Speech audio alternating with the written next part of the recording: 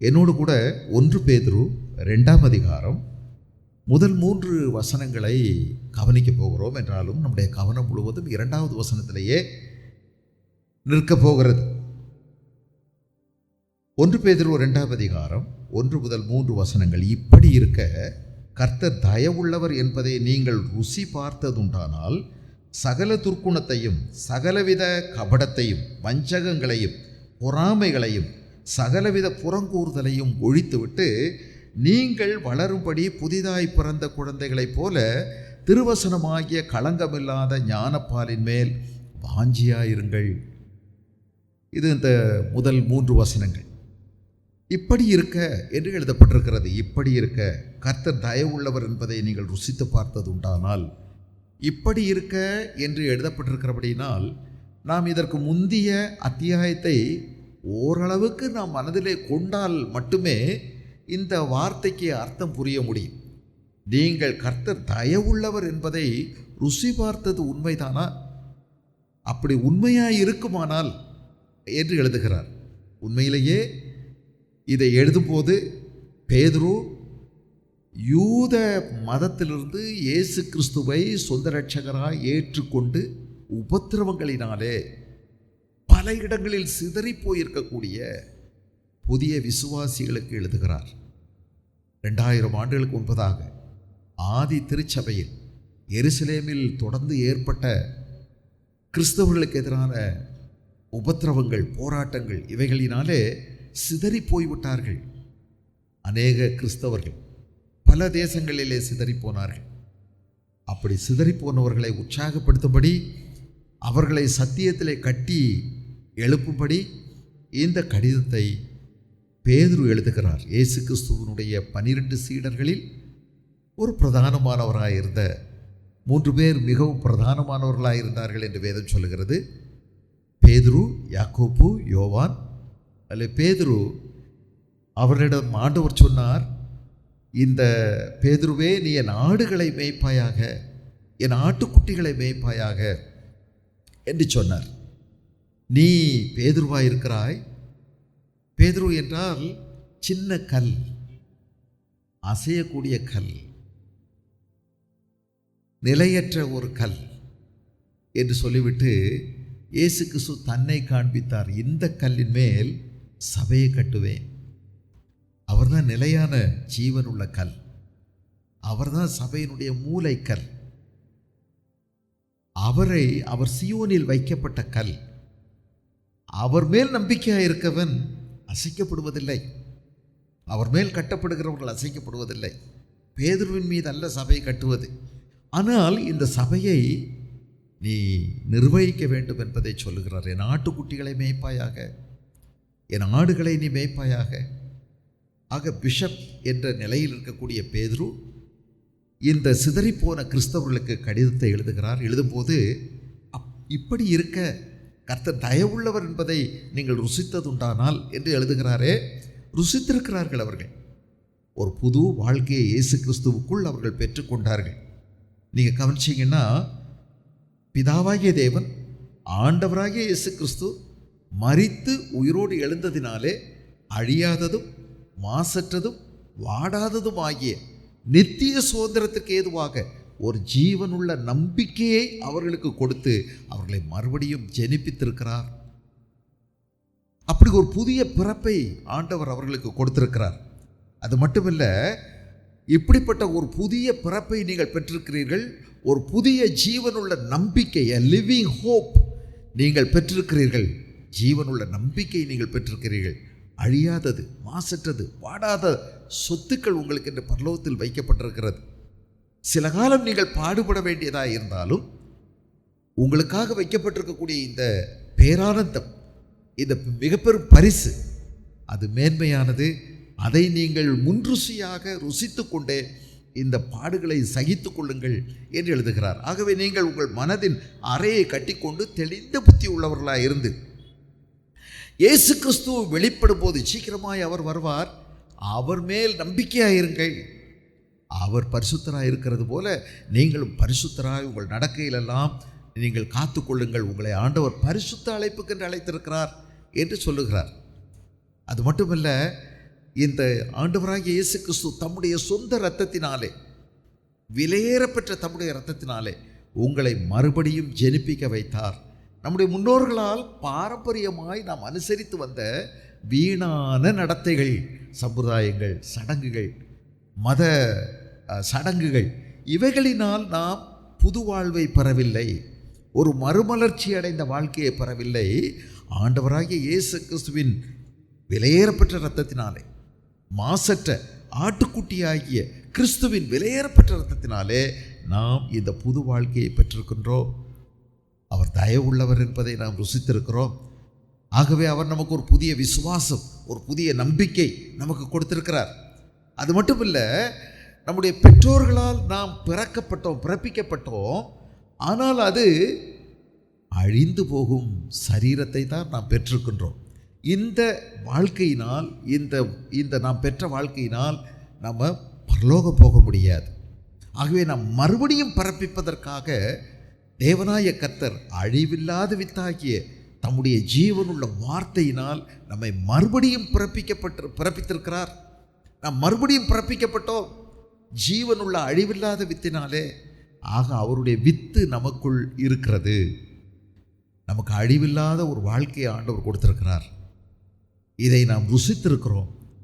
ஆகவே நீங்கள் என்ன செய்ய வேண்டும்? தேவனில் அன்பு கூறுங்கள். அதுபோல சகோதரிலும் மாயமற்ற ஒரு அன்பை நீங்கள் வெளிப்படுத்த வேண்டும். உங்கள் இருதயத்திலிருந்து ஒருவருக்கு ஒருவர் ஊக்கமாய் அன்பு கூறுங்கள் என்று எழுதுகிறார். ஆக இப்படி இருக்க, இப்படி ஆண்டவர் நமக்கு ஒரு புது வாழ்க்கையை கொடுத்து, மறுஜென்மத்தை கொடுத்து, நம்முடைய பெயரை ஜீவ புஸ்தகத்தில் எழுதி, நமக்கென்று நித்திய சுதந்திரத்தை கொடுத்து, நமக்கென்று அழியாத நித்தியமான ஒரு உயிருள்ள ஒரு நம்பிக்கையை நமக்கு கொடுத்து, நம்மை பரிசுத்த அழைப்பினால் அழைத்த அந்த ஆண்டவர் இவ்வளவு கிருபைகளை நமக்கு பொழிந்திருக்கிறபடினால், இப்படி இருக்க கர்த்தர் தயவுள்ளவர் என்பதை வாழ்க்கையில் நீங்கள் ருசித்து பார்த்திருக்கிறபடினால் என்ன செய்ய வேண்டும்? 5 விஷயங்களை விட்டுருங்கன்னு சொல்கிறார். 2வது வசனத்தில் சகல துர்க்குணம், சகலவித கபடம், வஞ்சகம், பொறாமை, சகலவித புறங்கூறுதலையும் ஒழித்து விடு என்று சொல்லுகிறார். ஒழித்து விடுங்கள், ஒழித்து விட வேண்டும். எதற்காக?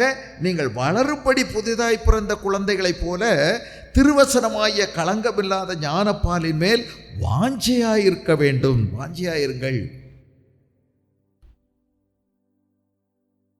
எப்பவுமே உயிர் இருக்குது அப்படின்னா ஆசையும் இருக்குது. எதுக்கு? பசி இருக்கும், சாப்பிடணுங்கிற ஆசையும் இருக்கும். உயிர் இருக்குன்னா அந்த உயிருக்கு, அந்த சரீரத்துக்கு, உயிருக்கு ஆகாரம் தேவை. ஆக சாப்பிடக்கூடிய வாஞ்சை இருக்கும். குழந்தைகள் பிறக்கிறது, பிறந்த உடனே அழுகுது. அப்போது அது அழ வைக்கணும், அழணும், மூச்செடுக்கணும். அதுக்காக முதல்ல அழ வைக்கிறாங்க. அதுக்கப்புறம் அதுக்கு ஒரே ஒரு ஆகாரம் இருக்குது அப்படின்னா அது பால் மட்டும்தான். தாய்ப்பால் கொடுக்குறாங்க. அது உயிர் இருக்கிறதுனால அதுக்கு பசி இருக்குது, அதுக்கு சாப்பிடணுங்கிற ஆசை இருக்குது. இப்படி நீங்கள் உயிர் பெற்றிருக்கீங்க, ஒரு புது வாழ்க்கை பெற்றிருக்கீங்க. உங்களுக்குள்ள இப்போ ஒரு புதிய பசி உங்களுக்கு வேணும், இருக்கணும். இப்படி பசி இருக்குது அப்படின்னா நீங்கள் உண்மையிலே உயிரோட்டமாக இருக்கீங்க அப்படிங்கிறக்கு அதுதான் அடையாளம். அப்படியானா என்ன செய்யணும் தெரியுமா? இந்த பசி உங்களுக்கு, இந்த புதிய பசி வேணும்னா சில பழைய கெட்ட பசியை நீங்கள் விடணும் அப்படின்னு சொல்கிறார். சில ஆகாத பசி இருக்குது, அதை விட்டாகணும், அதை ஒழிக்கணும் அப்படின்னு சொல்கிறார். புட்டிங் அசைடு, ஒழிச்சிரு, அழிச்சிரு அப்படின்னு சொல்லியிருக்கு. இதை கிரேக்க வார்த்தையில் அப்போதிதேமி என்ற வார்த்தை பயன்படுத்தப்பட்டிருக்கிறது. ஒழித்து விடு, புட்டசைடு அப்படின்னா இது என்ன? இந்த வார்த்தை அப்போஸ்தலர் நடபடிகள் 7ஆம் அதிகாரத்தில் 58வது வசனத்தில் இதே வார்த்தை அப்படியே பயன்படுத்தப்பட்டிருக்கிறது.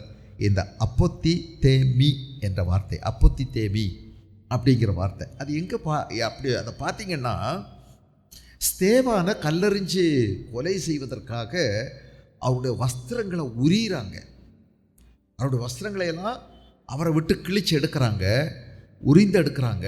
எடுத்து கொண்டு போய் அங்கே ஒரு கமாண்டர் ஒருத்தர் இருக்கிறார், இதையெல்லாம் கட்டளை இடக்கூடிய ஒருத்தர் இருக்கிறாரு. அவர் தான் சவுல் என்ற வாலிபன். அவர் தான் தூரம் இருந்து ஒவ்வொன்றையும் சொல்கிறார். அவனை கல்லறிங்கன்னு அவர் தான் கை காமிக்கிறாரு, அவர் தான் கட்டளை போடுறாரு, அவர் தான் எல்லாம் சொல்கிறார் கொல்ல சொல்லி.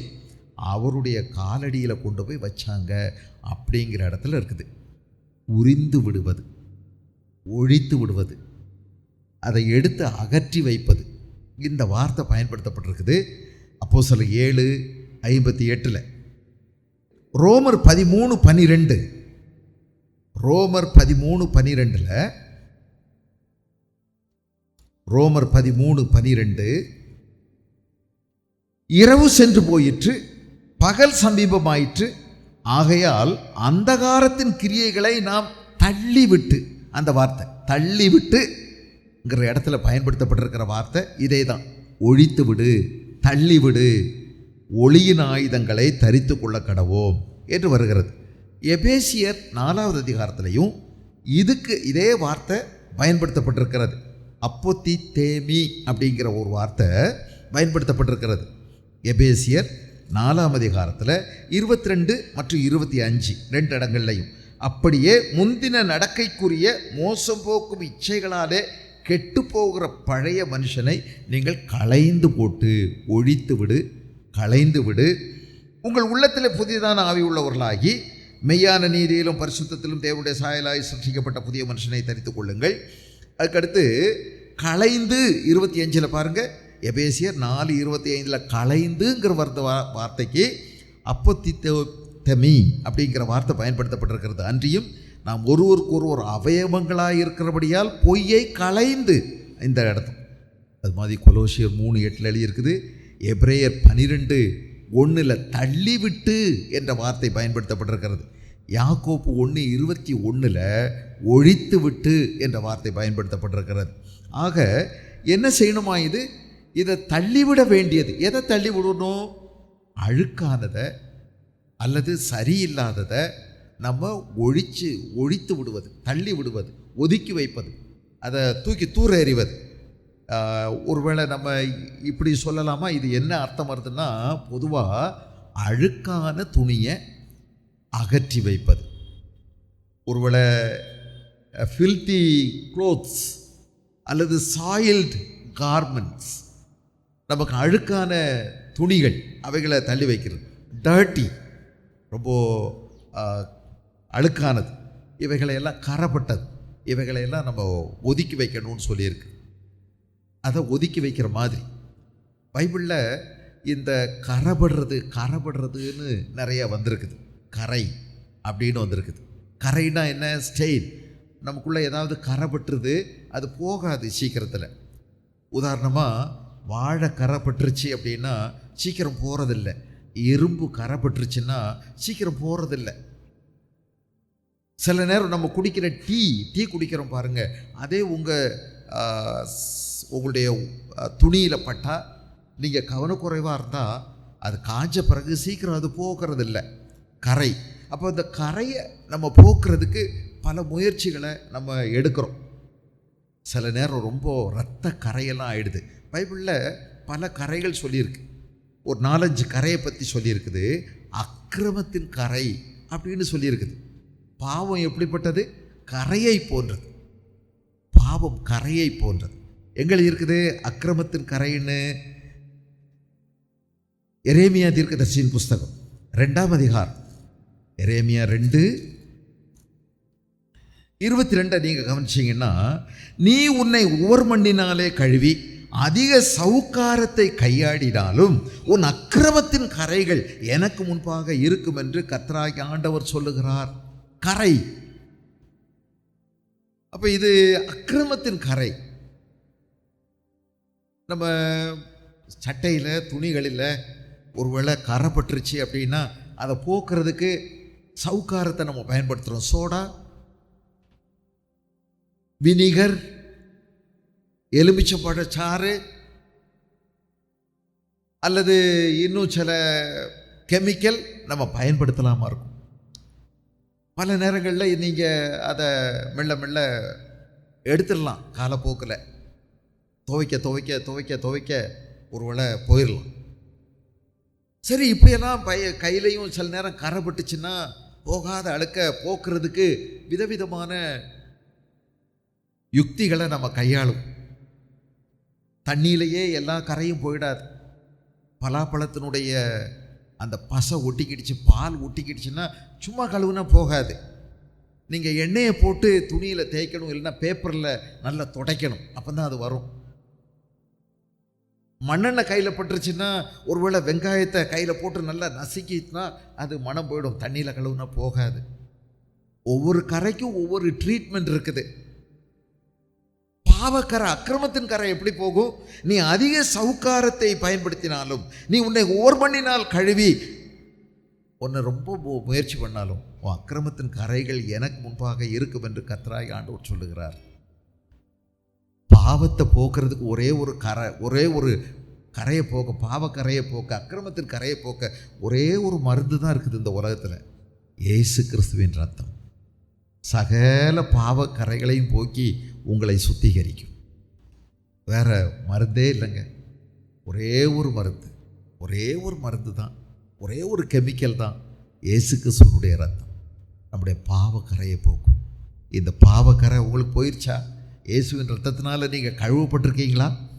உண்மையிலே நீங்கள் இயேசுவின் ரத்தத்தினால் கழுவப்பட்டிருந்தா, எவர்களுடைய பாவம் மன்னிக்கப்பட்டதோ, எவனுடைய மீறுதல் மன்னிக்கப்பட்டிருக்கிறதோ அவன் பாக்கியவான். எவனுடைய அக்கிரமத்தை கர்த்தர் எண்ணாதிருக்கிறாரோ, எவனுடைய ஆவியில் கவனம் இல்லாதிருக்கிறதோ அவன் பாக்கியவான். நீங்கள் இந்த இயேசு கிறிஸ்துவினுடைய ரத்தத்தினால் கழுவப்பட வேண்டும். அக்கிரமத்தின் கரை. இன்னொரு கரையை பற்றி பேசியிருக்குது, விசுவாசிகளுக்கு ஏற்படுகிற ஒரு கரை. அதை பற்றி யாக்கோப்பு 1வது அதிகாரத்தில் சொல்கிறாரு. 23வது வசனம், யாக்கோப்பு 1:23, திக்கற்ற பிள்ளைகள் விதவைகள் படுகிற உபத்திரவத்திலே அவர்களை விசாரிப்பதும் உலகத்தால் கரைபடாதபடிக்கு தன்னை காத்து கொள்ளுகிறதுமே தேவனுடைய பிதாவாகிய தேவனுக்கு முன்பாக மாசில்லாத சுத்தமான பக்தியாக இருக்கிறது. உலகத்தால் கரைபடுவது தேவ பக்தியாக நடக்கிறவங்க இந்த உலகத்தில் அநேகரோட நீங்கள் உதவி செய்ய வேண்டிய, அக்கறைப்பட வேண்டிய, அன்பு கூற வேண்டிய, உங்களுக்குள்ளதை மற்றவங்களுக்கு பகிர்ந்து கொள்ளக்கூடிய சுயநலமில்லாத ஒரு வாழ்க்கையை வாழத்தான் செய்யணும். நாம் ரட்சிக்கப்பட்டதே நற்கிரியைகளை செய்வதற்காகத்தான். தேவன் நம்மை ரட்சித்திருக்கிறார். நல்ல செயல்களை செய்ததுனால நம்ம இயேசுராஜா நம்மளை ரட்சிக்கலை, நம்ம பாவத்தை மன்னிக்கலை. ஆனால் நற்கிரியைகளை செய்வதற்காக நாம் கிறிஸ்து இயேசுவில் புதிய மனுஷராய் சிருஷ்டிக்கப்பட்டிருக்கிறோம். அப்போ நம்ம மற்றவங்க மேலே அன்பு செலுத்தணும், அக்கறை செலுத்தணும், நமக்குள்ளதை பகிர்ந்து கொள்ளணும். இதெல்லாம் செய்யும்போது ஒன்று கவனித்துக்கொள், உலகத்தால் கரைபடாதபடி உன்னை காத்துக்கொள். நிறைய பேர் உதவி செய்கிறவங்க விளம்பரம் தேடுறாங்க. நம்ம ஒரு உதவி செய்கிறோன்னா பணத்தை செலவு பண்ணும்போது நம்ம அரசாங்கத்துக்கு கணக்கு கொடுக்க வேண்டியது இருக்குது. அதுக்கு ஃபோட்டோ எடுக்கிறோம், இன்னும் எடுக்கத்தான் செய்வோம். ஆனால் ஒன்று தெரிஞ்சுக்கிடுங்க, இது கணக்கு கொடுக்கறதுக்காக செய்தாலும் விளம்பர நோக்கத்திற்காக செய்வது என்பது வேறு இருக்கிறது. நம்மளை மனுஷன் முன்னாடி நம்ம பெரிய கொடையாட்களாக போலவும், வள்ளல்களை போலவும், இன்னும் நிறைய நன்மை செய்ததை போலவும், நம்ம இல்லாத ஒன்றை இருக்கிற மாதிரி நம்மளை பெருசாக்க, ஊதி பெருசுபடுத்த விளம்பர நோக்கத்தோடு செய்கிறதுக்கு இல்லை. அப்போ தான் கரைப்படும், அது கரையாக மாறிவிடும். நிறைய நேரங்களில் பணத்தை நாம் கையாளும் போது, அதை சுய லாபத்துக்காக நம்ம கையாளும் போது, தெய்வீக காரியங்களை, தேவன் தருகிற பணத்தை உலகத்தினால நம்ம கரை விட்டுருவோம். கவனமாக இருக்கணும்னு சொல்லியிருக்கு. திக்கற்ற பிள்ளைகள் விதவைகள் படுகிற உபத்திரவத்தில் அவர்களை விசாரி. அதே நேரத்தில் உலகத்தால் கரைபடாதபடி தன்னை காத்து கொள்ளுகிறது தான் பிதாவாகிய தேவனுக்கு முன்பதாக மாசில்லாத சுத்தமான பக்தி என்று எழுதப்பட்டிருக்கிறது. கரைபடுமா? கரைபடும். கரைபடுற வஸ்திரத்தில் என்னங்க செய்யணும்? ஒதுக்கி வைன்னு சொல்லியிருக்கு. அதை ஒழித்து விடு, தூக்கி தூர ஏறி. இன்னும் வழி இருக்குது. விசுவாசிகள்கிட்ட இன்னொன்று இருக்கு, நாவால் கரைப்பற்றுவோம். நம்முடைய நாக்கு கரைப்படுத்தும், கரைப்படுத்துகிற ஒரு நாக்கு. அப்படி உண்மையா? யாக்கோப்பு 3ஆம் அதிகாரத்தில் எழுதியிருக்குது. யாக்கோப்பு 3ஆம் அதிகாரத்தில் 6வது வசனத்தை பாருங்க. நாவும் நெருப்பு தான். நாவு என்னது? நெருப்பு. அது அநீதி நிறைந்த உலகம். அது என்ன செய்யுமா? நம்முடைய முழு அவயவங்களில் நாவானது முழு சரீரத்தையும் கரைப்படுத்தி ஆயுள் சக்கரத்தை கொளுத்தி விடுகிறதாயும் நரக அக்னியினால் கொளுத்தப்படுகிறதாயும் இருக்கிறது. நாவு ஒரு சின்ன அவயவம் தான் நம்முடைய சரீரத்தில்.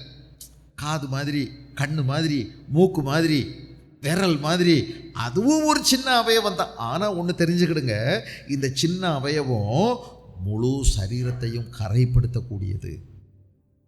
நம்முடைய நாவினால் வரக்கூடிய வார்த்தைகள் நம்முடைய முழு சரீரத்தையும் கரைப்படுத்துமா? இப்போ என்ன செய்யணும்? இப்படி கரைபடுறத ஒதுக்கிவிடு, ஒழித்து கட்டு, சுருட்டி தூரப்போடு அப்படின்னு வேதவாக்கியம் சொல்லுது. ஏன்? நீ ஒரு புது வாழ்க்கையை பெற்றிருக்கிற இயேசு கிறிஸ்துவுக்குள்ள. உனக்கு ஒரு ஜீவனுள்ள நம்பிக்கை அவர் கொடுத்திருக்கிறாரு. உன்னை பரிசுத்த அழைப்புக்காக அவர் அழைத்திருக்கிறாரு.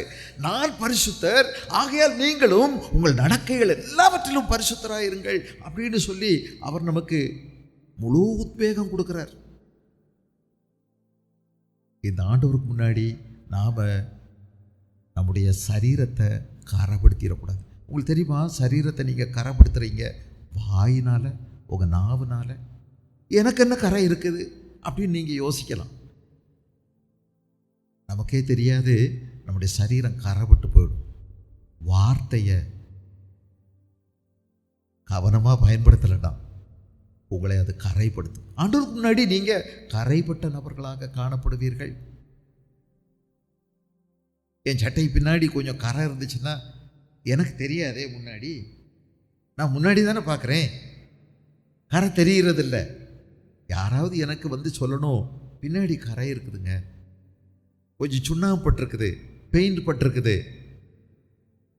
பரிசுத்த ஆவியானவர் உங்களுக்கும் எனக்கும் ஜெப நேரத்தில் இதைத்தான் சொல்கிறார். நேரே ஜெபம் பண்ண போகிறேன்னு ஒரு முக்காடு போட்டுக்கிட்டு வழக்கமாக இந்த மாதிரி சொல்லுவீங்க பாருங்கள். இதை எப்போதும் சொல்லிக்கிட்டே அலையாதீங்க. கொஞ்சம் பேசுகிறத விட கவனிக்கிறது நல்லதுங்க.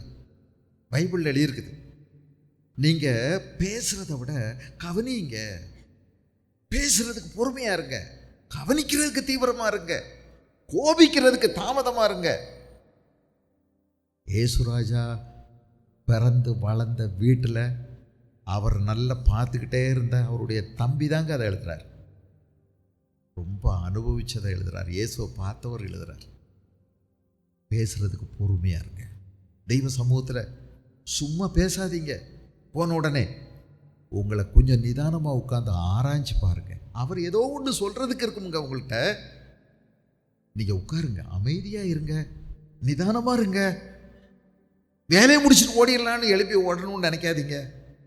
படப்படன்னு சொல்கிறதையே எல்லா வாரமும் எல்லா நாளும் அதே தான் சொல்லிகிட்டே இருக்காதீங்க. உங்கள் ஜெபத்தில் தேவனோடு கூட பழகுவதில் பக்குவங்கள் முன்னேறட்டும், மாற்றங்கள் அடையட்டும். மாற்றங்கள் செய்யுங்க, கவனிங்க. ஆண்டவர் சில நேரம் உங்கள்கிட்ட இருக்கிற கரைகளை குறித்து பேசுவார். பரிசுத்த ஆவியானவர் நம்முடைய பாவத்தை குறித்து, நீதியை குறித்து, நியாய தீர்ப்பை குறித்து நம்மோடு கண்டித்து உணர்த்துகிறவர். நீங்கள் பரிசுத்த ஆவியானவரை பெற்றிருக்கீங்களா? அப்படின்னா இது உங்களுக்கு அனுபவமாக இருக்கணும், உங்களுக்கு இது தெரியணும். பரிசுத்த ஆவி பெற்றவங்க இந்த அனுபவத்தை பெற்றிருப்பாங்க. அவர் பரிசுத்தமானவர். அவர் நம்முடைய கரைகளையும் குறைகளையும் நமக்கு சுட்டி காமிப்பார். காரணம், நம்முடைய தேவன் பரிசுத்தர். பரிசுத்தர்.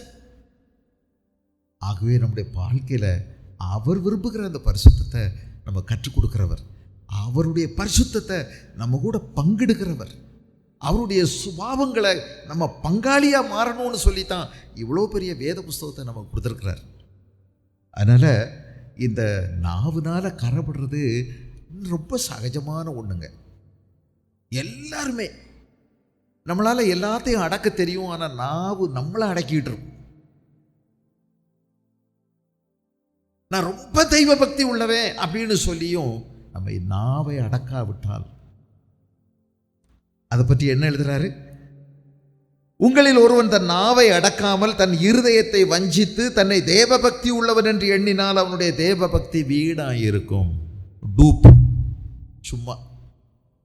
அதனால எங்க கேட்கணும்? ஐயோ, என் நாவுனால என்னுடைய சரீரம் கரைபட விடக்கூடாது, ஆண்டவரை நான் துக்கப்படுத்த விடக்கூடாது, கவனமாக இருக்கணுமே. இன்னொரு இருக்கு, ஸ்திரீகளால் கரைபடுவது அப்படின்னு இருக்கு.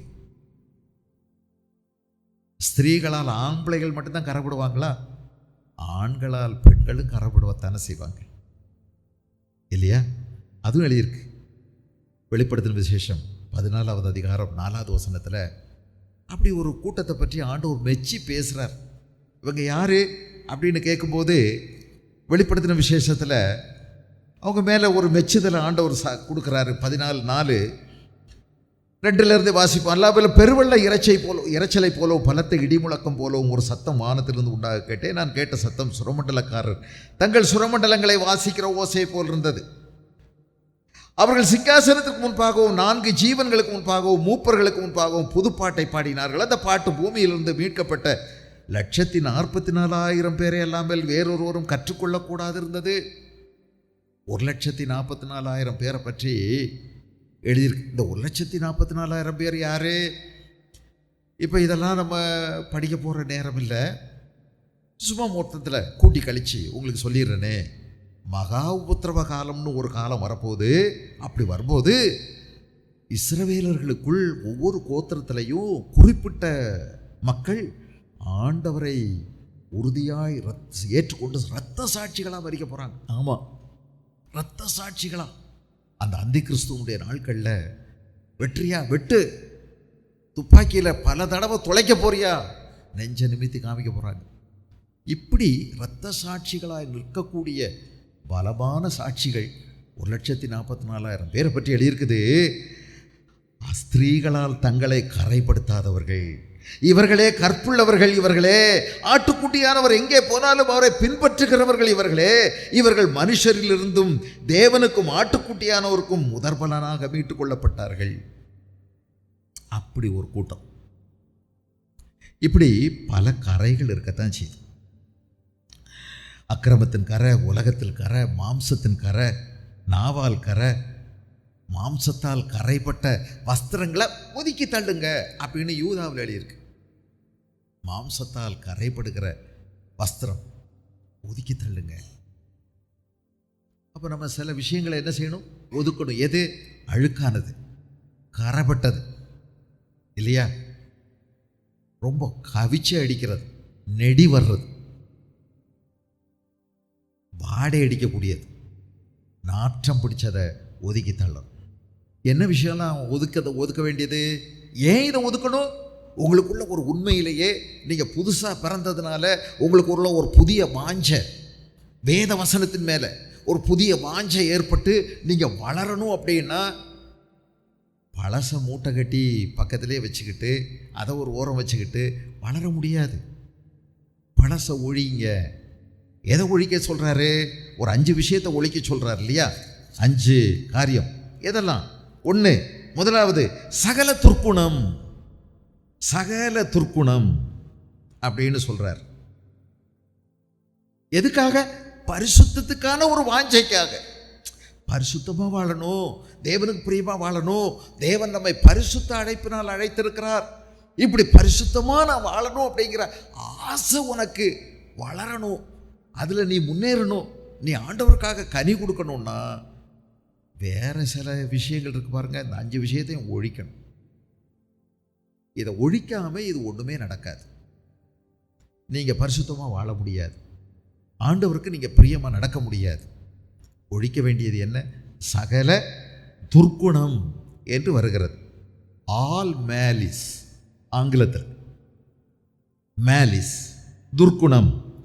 16வது வசனத்திலையும் திரும்ப இதே வார்த்தையை பயன்படுத்தி இருக்கிறார் பாருங்க. அதே 1 பேதுரு 2ஆம் அதிகாரம் 16 பாருங்க. சுயாதீனம் உள்ளவர்களாயிருந்தும் உங்கள் சுயாதீனத்தை துர்க்குணத்திற்கு மூடலாக கொண்டிராமல் தேவனுக்கு அடிமைகளாயிருங்கள். நீங்க கிறிஸ்துவுக்குள்ள விடுதலையாயிருக்கீங்க, பாவத்திலிருந்து விடுதலை ஆயிட்டீங்க. அதுக்காக இப்போ நான் விடுதலை ஆயிட்டேன், இயேசுவின் பிள்ளை ஆயிட்டேன், இனி நான் எது வேணாலும் செய்யலாம் அப்படின்னு சொல்லி நீங்கள் உங்கள் இயேசு கிறிஸ்து உங்களுக்கு கொடுத்த சுதந்திரத்தை, கிருபையை துர்க்குணத்துக்கு மூடலாக கொண்டுராமல் லைசன்ஸாக எடுத்துக்கிடப்படாது. ஆண்டவர் என் கூட இருக்கிறாரு, அதனால எப்போவுமே என் கூட இருக்கிறதுனால நான் ஆராதனைக்கே போகாட்டாலும் அதெல்லாம் ஒன்றும் பிரச்சனை இல்லை, ஆண்டவர் என்னை விட்டு விலகிறதில்லை, கைவிடுறதில்லை, இந்த மாதிரிலாம் பேசிட்டு நடந்துடக்கூடாது.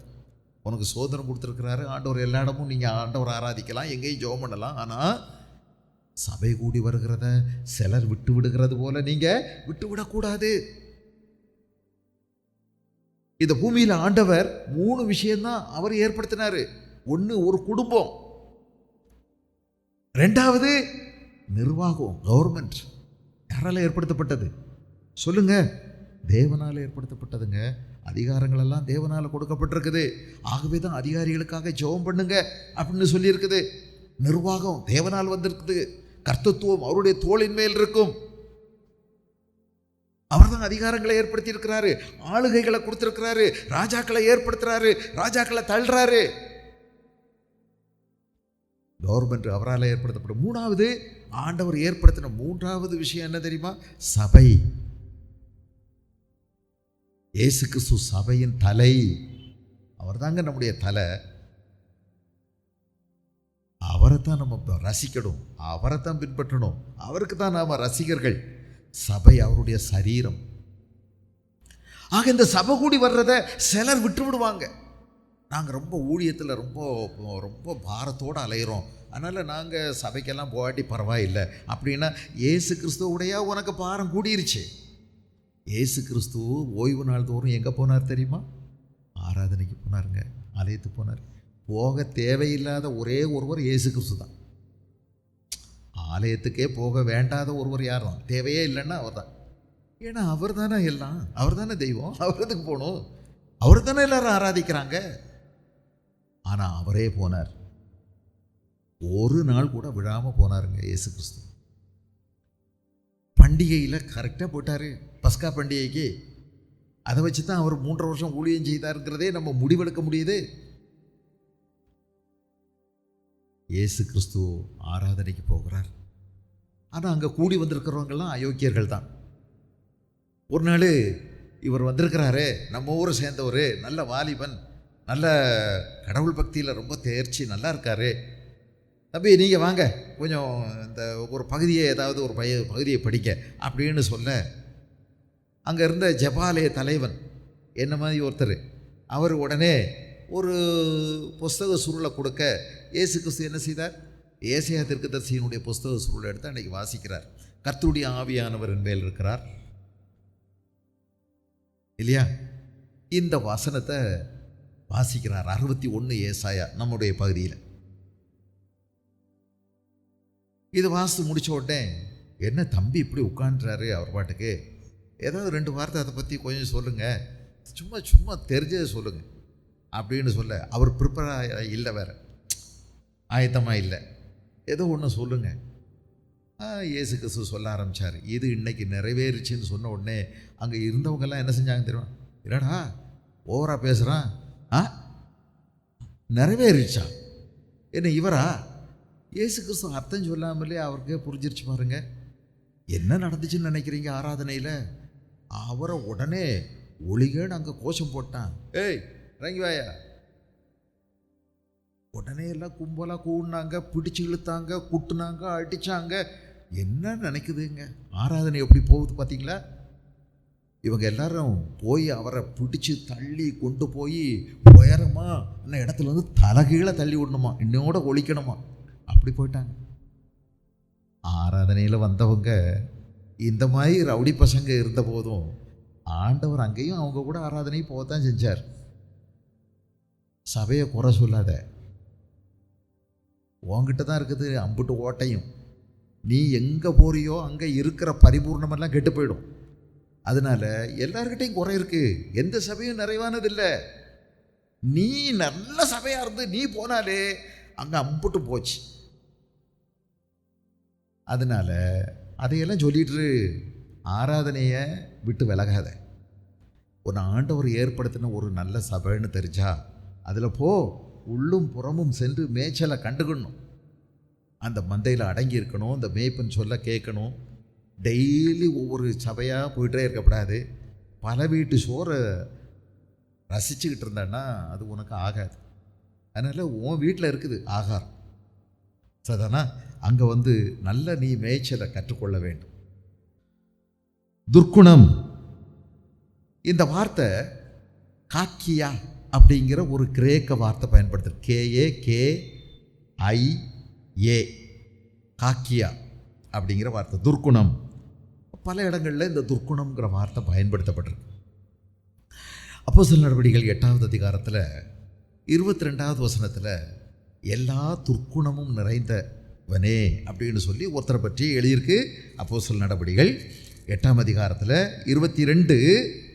22 ஆகையால் நீ உன் துர்க்குணத்தை விட்டு மனம் திரும்பி தேவனை நோக்கி வேண்டிக்கொள், ஒருவேளை உன் இருதயத்தின் எண்ணம் உனக்கு மன்னிக்கப்படும், துர்க்குணத்தை விட்டு நீங்கு. ரோமர் 1:29 துர்க்குணம்னு ஒரு பெரிய 30க்கு மேற்பட்ட பாவங்கள், தவறுகள், மனிதர்கள் செய்யக்கூடிய தவறுகளை வரிசைப்படுத்தி சொல்லியிருக்குது. அதில் துர்க்குணம்ங்கிற வார்த்தை அங்கேயும் வருது. அது மாதிரி கலாத்தியர் 4:31 துர்க்குணம்ங்கிற வார்த்தை வருது.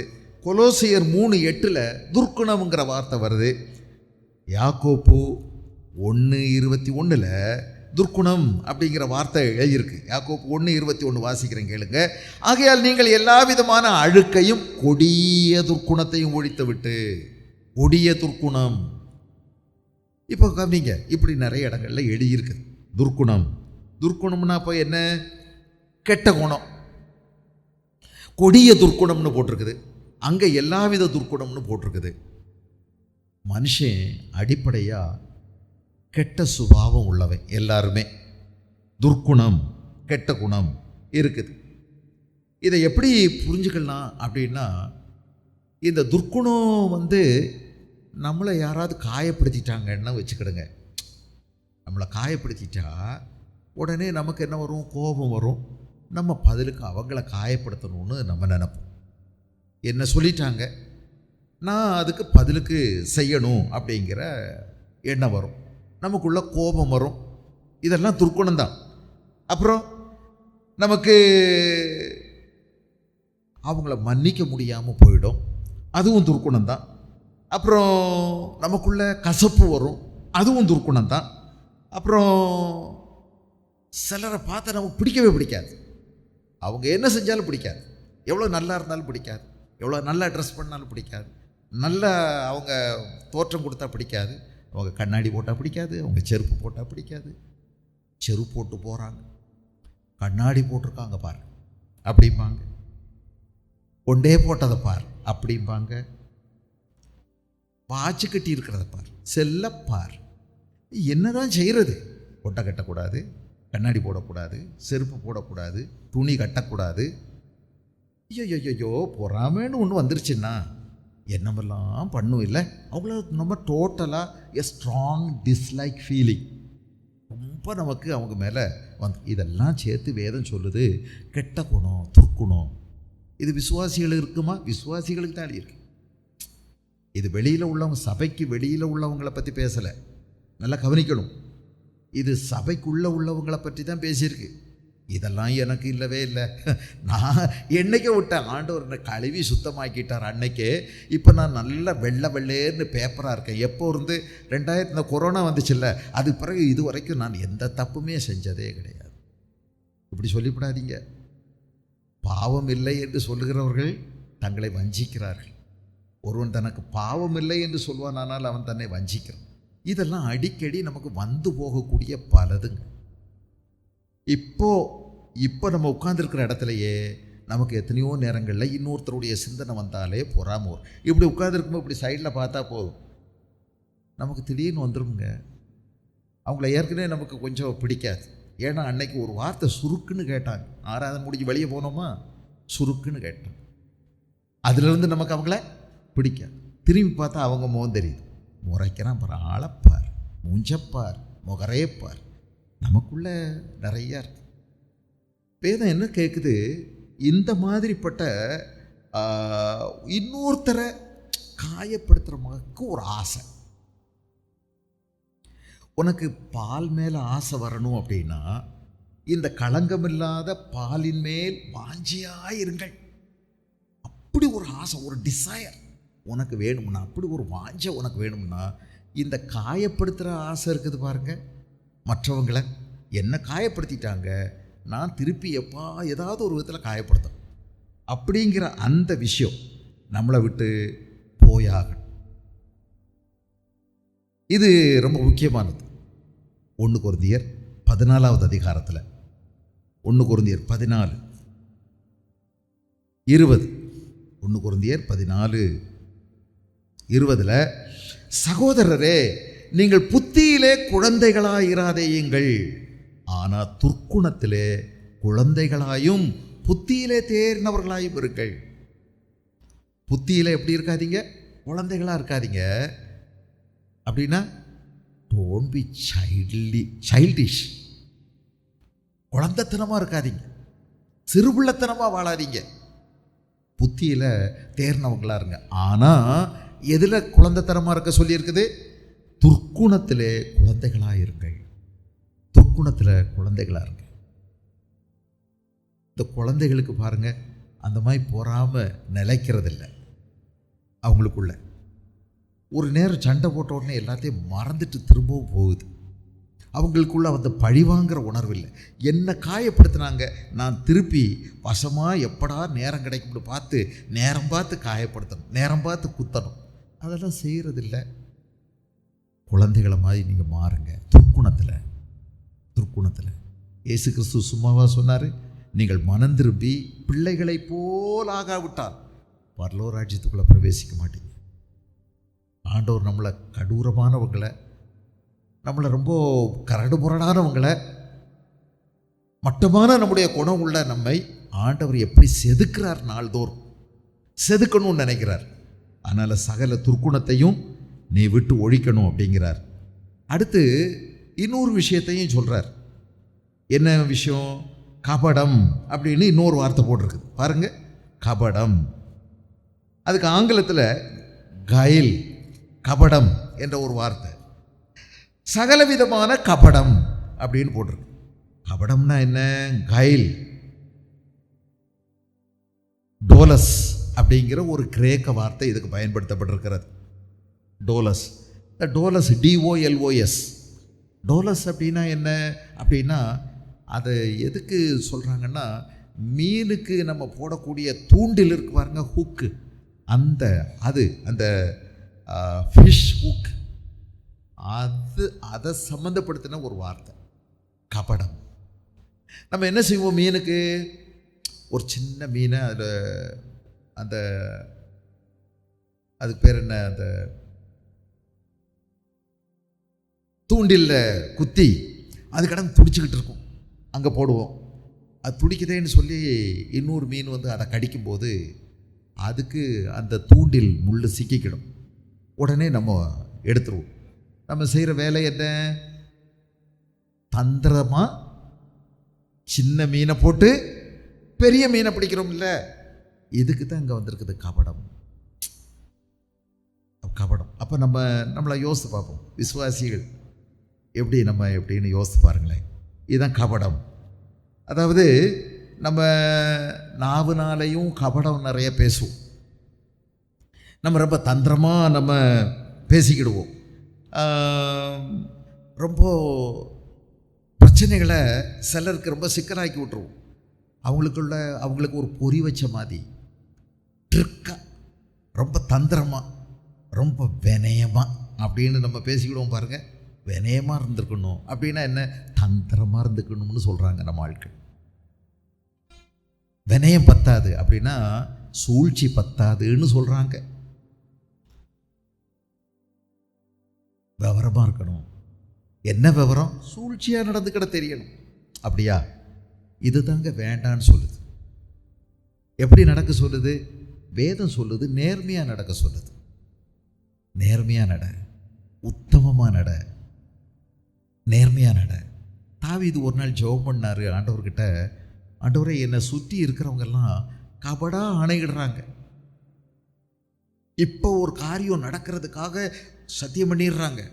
ஆனால் அப்புறம் அன்னைக்கு நான் செஞ்சேன், அது அன்னைக்கு, இன்னைக்கு என்னால் முடியாது. அது அப்போது ஒரு அவசரத்துக்கு செய்கிறது தான், எல்லாரும் செய்கிறது தான். அதுக்காக இப்போ செய்ய முடியுமா? மாறி மாறி மாறி மாறி நம்ம பேசுவோம். கபடு நிறைய. அப்போது அவர் சொல்கிறாரு, ஆண்டவரே, உத்தமமும் நேர்மையும் என்னை காக்க கடவுது. உத்தமம், நேர்மை, அது என்னை காக்க கடவுது. நம்ம நிறைய நேரங்களில் நேர்மை கேடா நம்ம நடந்துக்கிடுவோம் இல்லையா? அப்போ அதைத்தான் வேதம் சொல்லுது. அப்போஸ்தலர் நடவடிக்கைகள் 13வது அதிகாரத்தில் 10வது வசனம், 13:10 ஒரு மனுஷனை ரொம்ப காரசாரமாக பேசிட்டாரு. என்ன எழுதியிருக்குது? 13, ஒரு ராஜாவுக்கு, ஒரு ஒரு மனுஷனுக்கு, ராஜா இல்லை, ஒரு அதிகாரிக்கு ஆண்டவரை பற்றி பவுல் சொல்லும்போது அந்த அதிகாரி ரொம்ப ஆர்வமாக கேட்டுக்கிட்டு இருக்கிறத பார்த்துட்டு இன்னொருத்தன், அவர் கீழே இருக்கிறவன், அவன் என்ன செஞ்சான்? இந்த ஆள் ஏசுநாதரை ரொம்ப ஆர்வமாக கேட்குறாரு, இவர் ஆர்வமாக கேட்டு தொலைச்சி ஏசுநாதரை ஏற்றுக்கிட்டான், நமக்கு வருமானம் போயிடுமேன்னு சொல்லி அவன் குறுக்கே வந்து விரண்டாவாதமாக பேச ஆரம்பிச்சிட்டான். 13வது அதிகாரம் பாருங்கள், 13, 10வது வசனம், 7வது வசனம்னு வைங்களேன். அவன் விவேகமுள்ள மனுஷனாகிய செர்கியோ பவுல் என்னும் அதிபதியுடனே கூட இருந்தான். அந்த அதிபதி பர்னபாவையும் சவுலையும் அழைப்பித்து அவரிடத்தில் வேத வசனத்தை கேட்க ஆசையாக இருந்தான். மாயவித்தக்காரன் என்று அர்த்தம் கொள்ளும் பெயரையுடைய அந்த எலிமா என்பவன் அதிபதியை விசுவாசத்திலிருந்து திருப்பும்படி வகை தேடி அவர்களோடு எதிர்த்து நின்றான். அப்பொழுது பவுல் என்ன சொன்னார் பாருங்க. பவுல் என்று சொல்லப்பட்ட சவுல் பரிசுத்த ஆவியினால் நிறைந்தவனாய் அவனை உற்று பார்த்து, ஆவியினால் நிறைஞ்சு உற்று பார்த்தா ஸ்கேன் ரிப்போர்ட்டெல்லாம் தெரியுமாமே. ஏஐ தொழில்நுட்பத்தோடு இப்போ கண்ணாடி வந்திருக்கான். அந்த கண்ணாடியை போட்டால் என்னென்னமோ தெரியுதான். இப்போது 2 நாளாக பேசுகிறாங்க, அது ஏற்கனவே நிறைய பேருக்கு வித்தாச்சான். ஆளையே நிர்வாணமாக காமிக்குமா அது கண்ணாடியை போட்டிருந்தா? என்னென்னமோ சொல்கிறாங்க. உலகம் எங்கிட்டோ போய்கிட்டு இருக்குதுங்க. பரிசுத்தாவியினால் நிரப்பப்பட்ட ஒரு மனுஷன் உற்று பார்த்தபோது அவனுடைய இதயத்தின் அந்தரங்கம் வெளிப்பட்டது. மனுஷனுக்கு தட்டுப்படாத, ஏஐ கண்ணாடிக்கே தட்டுப்படாத விஷயம் தட்டுப்பட்டுருச்சு. பாருங்க என்ன சொன்னார்னு. அப்பொழுது பவுல் என்று சொல்லப்பட்ட சவுல் பரிசுத்தாவியினால் நிறைந்தவன் அவனை உற்று பார்த்து, எல்லா கபடமும் எல்லா பொல்லாங்கும் நிறைந்தவனே, பிசாசின் மகனே, நீதிக்கெல்லாம் பகைஞனே, கர்த்தருடைய செம்மையான வழிகளை புரட்டுவதில் ஓய மாட்டாயோ? இதோ இப்பொழுதே கர்த்தருடைய கை உன்மேல் வந்திருக்கிறது, சில காலம் சூரியனை காணாமல் நீ குருடனாயிருப்பாய் என்றான். உடனே மந்தாரமும் இருளும் அவன் மேல் விழுந்தது. அவன் தடுமாறி கை கொடுக்கிறவர்களை தேடினான். கைலாகுன்னு போட்டிருக்குது பழைய தமிழ். தனக்கு உதவி செய்ய மற்றவருடைய கையை தேடினான். நல்லா கவனிங்க. ஆண்டவர் கபட வெறுக்கிறார். ரொம்ப தந்திரமாக சூழ்ச்சியாக பேசுறது, நடக்கிறது. தந்திரமான ஆலோசனை சொல்லுவோம், தந்திரமாக மற்றவங்களை சிக்க வச்சிருவோம். கேட்டால் நம்ம ரொம்ப வினயமாக இருக்கிறோம் அப்படின்னு சொல்லிக்கிடுவோம். நம்ம எல்லாருமே தந்திரமானவங்க. யாக்கோப்பு ரொம்ப தந்திரசாலி இல்லை? அவனை பற்றி எழுதியிருக்கு, தந்திரமானவன். தந்திரமாக இருக்கிறேன்னு சொல்லி என்ன செஞ்சான்? தந்திரமாக அப்பனை ஏமாத்தி ஆசீர்வாதத்தெல்லாம் எடுத்துட்டான். ஆனால் இந்த தந்திரமானவனை இன்னொரு தந்திரமானவன் அவனை ஏமாற்றி பொழைச்சான். இவன் போய் சேர்ந்த இடம் மாமே. உண்மையிலே அவன் இவனுடைய தந்திரத்துக்கெல்லாம் மாமே. அவன் இவனை நல்ல தந்திரமாக 20 வருஷம் போட்டு ஐயோ நல்லா சம்பாதிச்சுக்கிட்டான். எத்தனை பேர் அவருக்கு வீட்டிலேயே வேலைக்காரங்க. லாபான் எவ்வளோலாம் பாடுபட வேண்டியது இருக்கு. இந்த சகல விதமான கபடையும் விட்டு விடு. ஆண்டவர்கிட்ட கேட்கணும், ஆண்டவரே நீங்கள் நேர்மையாக நடக்கிறதுக்கு ஆண்டவரோட கூட ஒரு தீர்மானம் எடுத்து அதுக்கான எல்லா முயற்சிகளும் பரிசுத்தாவியான்னு சொல்கிறத கேட்டு நடந்தால் மட்டுமே இந்த கர்த்தருடைய காரியங்களில் நீங்கள் வளர முடியும். இந்த வசனத்தின் மேலே நாட்டம் வரும். இல்லைன்னா எப்போதும் போல நீங்கள் எப்போதுமே இருப்பீர்கள். உங்களுக்குள்ள வளர்ச்சி, உங்களுக்குள்ள நல்ல ஒரு முதிர்ச்சி, நல்ல தெய்வீக சாயல், நல்ல தெய்வ சிந்தை, கர்த்தருக்கேற்ற ஒரு சிந்தனை உங்களுக்குள்ள நாளுக்கு நாள் வளர்ந்து உங்களுடைய மனோபாவம், உங்களுடைய செய்கை, உங்கள் நடவடிக்கை 4 பேருக்கு பிரயோஜனமாக இருக்கணும், கர்த்தருக்கு அது பிரியமாக இருக்கணும்னா கபடத்தை ஒழிச்சிடணும். ஒரே நாளில் இன்னைக்கு ஜெபம் பண்ணி தீர்மானம் எடுத்தோன்னா ஒழியாது, அது திரும்ப திரும்ப வரும். அப்போல்லாம் நீங்கள் உங்களை பரிசோதித்து பார்க்க வேண்டும். நான் கபடாக நடக்கிறேன்னா? கபடாக நடக்கிறதுக்கு, தந்திரமாக நடக்கிறதுக்கு, சூழ்ச்சியாக நடக்கிறதுக்கு நமக்கு நிறைய வாய்ப்பு வரும். தந்திரமாக சம்பாதிக்கலாம், தந்திரமாக மற்றவங்களை சிக்க வைக்கலாம், தந்திரமாக என் காரியத்தை நான் நிறையா ஜெயமாக கொண்டு போகிற மாதிரி கொண்டு போகலாம். தந்திரமாகவே நடக்கிறது. சிலர் வீட்டுக்குள்ளேயே தந்திரமாக நடப்பாங்க. சகல விதமான இந்த விதமான நேர்மை கேடு, டிசிட், கிராப்டினஸ், இதில் இருந்தெல்லாம் ஆண்டவர் விடுதலை தரணும்னு கேட்கணும். நாம் 3வது இன்னொரு விஷயத்தை விட்டு விலகணும், ஒழிக்கணும் அப்படின்னு சொல்கிறார். அது என்ன அப்படின்னா வஞ்சகம். ஆங்கிலத்தில் ஹிப்போக்ரசி, வஞ்சனை. இதுக்கு முந்தி நம்ம சொன்னது கபடம். இது ரொம்ப ஒன்றோடு ஒன்று சேர்ந்து போகும். இவங்கெல்லாம் ஒரு இடத்துல தங்கியிருப்பாங்க. எது? துர்க்குணம், கபடம், வஞ்சகம், பொறாமை, புறங்கூறுதல், இதெல்லாம் ஒரே வீட்டுக்குள்ளே தங்குற அண்ணன் தம்பி அக்கா தங்கச்சிகள். ஆமாம், அவங்களுக்குள்ள சண்டை கிண்டை ஒன்றும் வராது. ரொம்ப சௌக்கியமாக, ரொம்ப ஒற்றுமையாக அவங்க வாழ்ந்துக்கிட்டே இருப்பாங்க. இயேசு கிறிஸ்து நமக்குள்ளே வரும்போது தான் அங்கே சலனம் ஏற்படுது. அவர் சொல்கிறாரு, இதெல்லாம் ஒழிக்காமல் இவங்கள வீட்டை விட்டு விரட்டணும். இயேசு கிறிஸ்துவனுடைய நாமம் நமக்குள்ள பெருகணும், மகிமைப்படணும்னா ஒழிக்கணும். எது? வஞ்சகம், ஹிப்போக்ரசி. இதுக்கு கிரேக்க மொழியில் ரொம்ப வித்தியாசமான வார்த்தை இல்லை, கிரேக்க மொழியில் இருந்தால் ஆங்கில வார்த்தை வருது. அங்கேயும் ஹிப்போக்ரசி அப்படின்னு வருது. HU, அவ்வளோதான். HUPOKRISIS, ஹிப்போக்ரசிஸ் அப்படிங்கிற ஒரு வார்த்தை. அப்படின்னா என்னங்க அப்படின்னா, இது இந்த நாடக மேடையில் பயன்படுத்துகிற ஒரு வார்த்தை. ஒருத்தர் திடீர்னு நல்ல இளம் வாலிபர் ஒருத்தர் வயசான ஒரு மாதிரி அப்படியே ஒரு மேக்கப் போட்டு வந்துடுவார். முகமெல்லாம் ஏதாவது ஒரு ரப்பர் மாஸ்கை போட்டு அப்படியே சுருக்கமாக சுருக்கி ஒரு 80 வயசு தாத்தா மாதிரி, முடியெல்லாம் அதே மாதிரி விக்கு வச்சு வந்துடுவார். எதுக்காக? நாடகத்தில், மேடையில். நிஜமாக அவர் யார்? இளம் வாலிபர். ஆனால் நாடகத்தில் அவர் யார்? முதிர்ந்த ஒரு வயசாளி. இதுக்கு தான் பேர் இந்த விதமான வஞ்சகம், ஹிப்போக்ரசி. அதாவது மாஸ்க் போட்டுக்கிறது. நிஜமாக அவங்க வேற ஆள், ஆனால் வெளியில் பார்த்தா வேற ஆள். இதுக்கு என்ன அர்த்தம்? 2 வாழ்க்கை, ரெட்டை வாழ்க்கை. நம்ம உண்மையிலே உள்ளத்தில் வேற ஆள், வெளியில் வேற ஆள். இப்போ சர்ச்சுக்கு வர்றோம் பாருங்கள், நம்ம வீட்டில் இருந்து சர்ச்சுக்கு புறப்படும் போது வீட்டு பக்கத்தில் உள்ளவங்களாம் அப்படியே பார்ப்பாங்க, அப்பாடா இன்னைக்காவது இவ போய் திருந்தட்டுனா பரவாயில்லையே அப்படின்னு ஒரு பெருமூச்சு விடுவாங்க. போகிற நம்ம அடி எடுத்து வைக்கிறதே அவ்வளோ பக்குவமாக அடி எடுத்து வைப்போம், பயபக்தியோட ரொம்ப. ஆனால் அதுக்கு முந்தின நாள் பேசினதெல்லாம் கெட்ட வார்த்தை.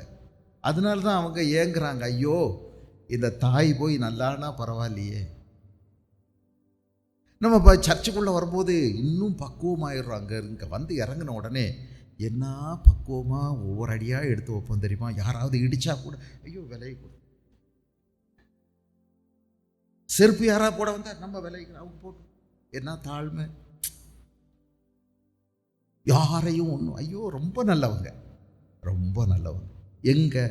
இங்கே திட்டுனா திட்டவே மாட்டாங்க. பரவாயில்ல, ஆண்டவருக்காக நான் சகிச்சுக்கிறேன். ஆனால் வீட்டில் போன பிறகு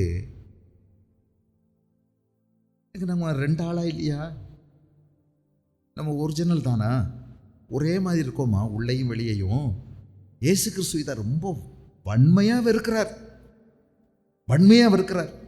இயேசு கிறிஸ்துவுக்கு ஏன் இவ்வளவு எதிர்ப்பு கிளம்பிச்சு அப்படின்னு சொன்னால், அதுக்கு முக்கிய ஒரு காரணம், அவர் இந்த வஞ்சகங்களை, ஹிப்பாக்ரஸியை ரொம்ப கடுமையாக எதிர்த்து பேசினார். அது ஒரு முக்கிய காரணம். அதனால இயேசுவுக்கு நிறைய மதவாதிகளிடமிருந்து, அரசியல்வாதிகளிடமிருந்து, அதிகாரிகளிடமிருந்து, ஏன் சாதாரண மக்களிடமிருந்து கூட நிறைய எதிர்ப்பு இயேசுநாதர் சம்பாதிச்சிட்டார். வர வர வர வர 3 வருஷம் தானே வெளி உலகத்துக்கு வந்தார். சின்னதாக ஆரம்பிச்சது எதிர்ப்பு, பார்த்தீங்கன்னா கடைசியில் பெரிய எதிர்ப்புங்க. என்ன எதிர்ப்பு? கொன்னே ஆகணும், இவரை கொலை பண்ணணும். என்ன தப்பு செஞ்சார் அது ஒருத்தருக்கும் தெரியலை. ஆனால் இவரை கொலை பண்ணணும், இவரை ஒழிச்சிடணும். ஏன்? இதுதான் கஷ்டங்க. இவர் இந்த மாதிரி நம்மளை தோல் உரிச்சு காமிக்கிறாரு, நிஜத்தை சொல்கிறாரு வெளியில். அதுதான் ரொம்ப கஷ்டம். நீங்கள் கவனிச்சிங்கன்னா மத்தேயு எழுதின சுவிசேஷம் 23 நிறைய வார்த்தை கடுமையான வார்த்தைகளை இயேசு கிறிஸ்து உபயோகிச்சதை நீங்கள் பார்க்க முடியாங்க. மத்தேயு 23, மாயக்காரரே மாயக்காரரே மாயக்காரரே, மதிகேட்ட குருடரே, இப்படியெல்லாம் பேசிட்டார்ல. 23வது வசனம் பாருங்க. 23 மாயக்காரரே, மாயக்காரராகிய வேதபாரகரை. யாருங்க வேதபாரகர்? போதகர்கள்ங்க, பெரிய பிரபலமான போதகர்கள். அன்னைக்கு வேதத்தை எடுத்து பேசக்கூடிய பிரபலமான போதகர்கள், பிரீச்சர்ஸ், பெரிய பெரிய பிரசங்கியார்கள். இப்போ நம்ம தமிழ்நாட்டில் நிறைய பிரசங்கியார்கள் இருக்காங்க. அவங்க பேரெல்லாம் உங்களுக்கு ஓரளவுக்கு தெரியும். நீங்களே நிறைய நேரம் அந்த பிரசங்கத்தான் கேட்டுகிட்டே இருப்பீங்க. பிறகு அதே மாதிரியெல்லாம் நீங்களும் மாறணும்னு நினைப்பீங்க. அவர் ஆசீர்வாதத்தை நான் எடுத்துக்கொள்ளுகிறேன் அப்படின்னு சொல்லுவார். உடனே நீங்களும் ஜெபத்தில், ஆண்டவரே ஆசீர்வாதத்தை நான் பிடுங்குகிறேன் அப்படின்னு நீங்கள் சொல்லுவீங்க. இப்படி எத்தனை வேலை நீங்கள் காமிக்கிறீங்க. அவர் ஆண்டவரை கட்டளை இடுகிறேன் அப்படிம்பாரு. நீங்களும் உடனே ஜெபத்தில், ஆண்டவரை நான் கட்டளை இடுகிறேன் அப்படிங்க.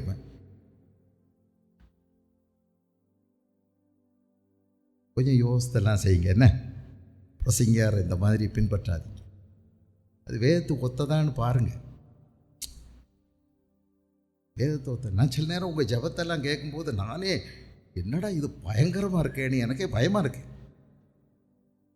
கொஞ்சம் யோசித்து பேசுங்க ஆண்டவர்கிட்ட. அவர் யார்? யார்கிட்ட நீங்கள் பேசுகிறீங்க? என்ன எழுதியிருக்குன்னு பாருங்கள். மாயக்காரராகிய வேதபாரகரே பரிசேரே, உங்களுக்கு ஐயோ, நீங்கள் ஒத்தலாமிலும் வெந்தயத்திலும் சீரகத்திலும் தசமபாகம் செலுத்தி நியாயப்பிரமாணத்தில் கற்பித்திருக்கிற விசேஷித்தவைகளாகிய நீதி, இரக்கம், விசுவாசத்தை விட்டு விட்டீர்களே. நீங்கள்லாம் அந்நிய பாஷை பேசலைன்னு சொல்லலைங்க. எதை சொல்கிறாரு? நீங்கள் இதெல்லாம் எவ்வளோ பக்குவமானவங்க பாருங்க. எதில் கூட கொடுக்குறாங்க தசமபாகம்? ஜீரகத்தை கடையிலிருந்து வாங்கிட்டு வந்து 100 கிராம் ஜீரகத்தை வாங்கிட்டு வந்து எண்ணி எண்ணி எண்ணி எண்ணி அதில் கூட தசமபாகம் கொடுக்குறாங்களாம், வெந்தயத்தில் கொடுக்குறாங்களாம். அப்பப்பா, அரிசியில் கூட தசமபாகம் கொடுக்குறாங்க. எவ்வளோ பக்தியானவங்க, எல்லாத்துலேயும் தசமபாகம் கொடுக்குறாங்க. காணிக்க கொடுக்குறாங்க, தசமபாகம் கொடுக்குறாங்க. அப்போ எல்லாத்துலேயும் பக்தி. தொழுகை சரியாக இருக்குது. ஆனால் எதை விட்டுட்டாங்க? இதாங்க ரெட்டை வாழ்க்கை. ரொம்ப பக்தியாக நம்ம காணிக்க கொடுப்போம், ரொம்ப நல்லா ஜெபம் பண்ணுவோம், எல்லாம் கூட்டங்களுக்கு போவோம். ஆனால் என் வாழ்க்கையில் நான் கபடாக நடப்பேன். உள்ளுக்குள்ளே எல்லாம் அழுக்காக இருக்குது. பாத்திரத்தை வெளியே தான் போட்டு பூசி பூசி வெயிலில் காய வைக்கிறோம். உள்ளுக்குள்ளே வலுவலுன்னு இருக்கு. அது வடு பிடிச்சி போயிருக்குது நீண்ட நாளாக. உள்ள தேய்ச்சி கழுவாமல். இதை தேய்ச்சி கழுவுறதுக்கு ஆண்டவரால் தான் முடியும், உன்னால் முடியாது. நீ வெளியில் தான் கழுவிட்டே இருக்க முடியும். உள்ள கழுவுறதுக்கு நம்மளால் முடியாது. அதனால தான் அவருடைய உதவி தேவை. அதுக்கு தான் அவரை தேவை. அவர்கிட்ட கேட்கணும், உள்ள கழுவணும். ஆண்டவரே இங்கே தான் பரிசுத்த ஆவியானவர், அவர் தான் இதை சுத்தம் பண்ண முடியும். பாரு, இதை விடு. உங்ககிட்ட அவர் அதை தான் சொல்கிறார். இந்த மாதிரி ஹிப்பாக்ரசி 28வது வசனத்தையும் பார்த்துருங்க. நிறைய எழுதியிருக்கு அதில். 28 பாருங்க. அப்படியே நீங்களும் மனுஷருக்கு நீதிமான்கள் என்று புறம்பே காணப்படுகிறீர்கள்.